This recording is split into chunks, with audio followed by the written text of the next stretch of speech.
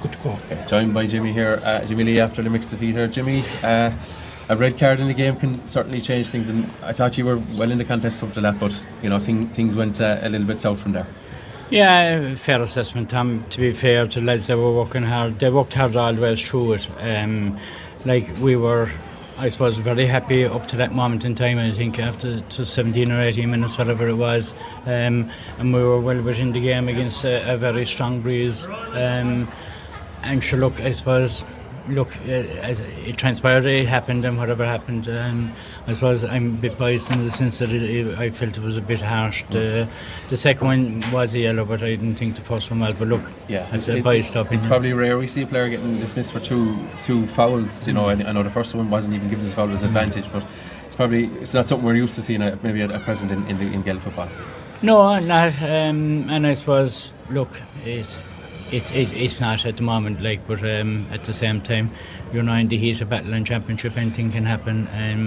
And to be fair to Sean, he was, I suppose, putting in the challenge. It's just the way the hand set out, or whatever way you want to look at it. But I wouldn't wrong the young lad either. He gave it all while he was there, and he was gutted for himself as well as the team.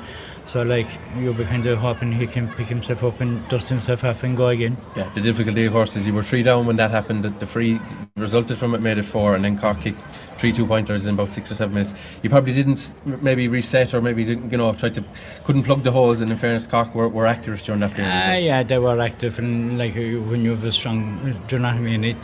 There was a lot at that stage, Tom. There was a strong breeze. It was easy to kick 2-pointers. You're trying to restructure, and the lads are trying to do it on the move outside in the field. It's not always the easiest, but the one thing I would give them, they went to the bitter end and they worked their socks off. 14. At times you wouldn't even think there was 14 out there. You would think there was 15. So we can never ask any more of the young lads, especially week 4. There's a lot different stuff going on there.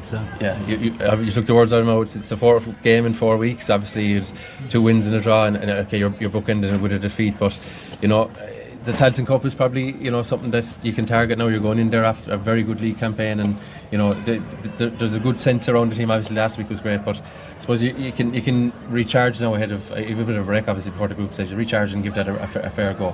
Yeah, absolutely. Look, we've a lot of knocks and bruises, I suppose, and we need to get them right, and get it back up to the full squad.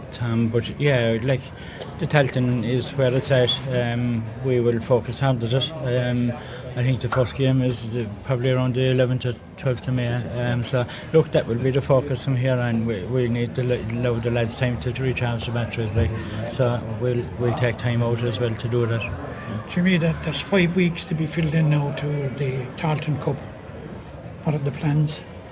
The plan really, Matt, is to give them time to recharge their own batteries. And obviously we have a plan set out as a management team, and we'll go after that plan then.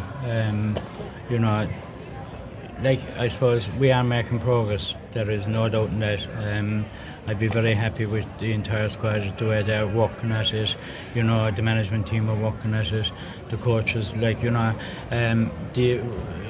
happened out there tonight was probably a frustration for us in terms of, if we were 15 or 15, we were confident. But look, there's a plan in place.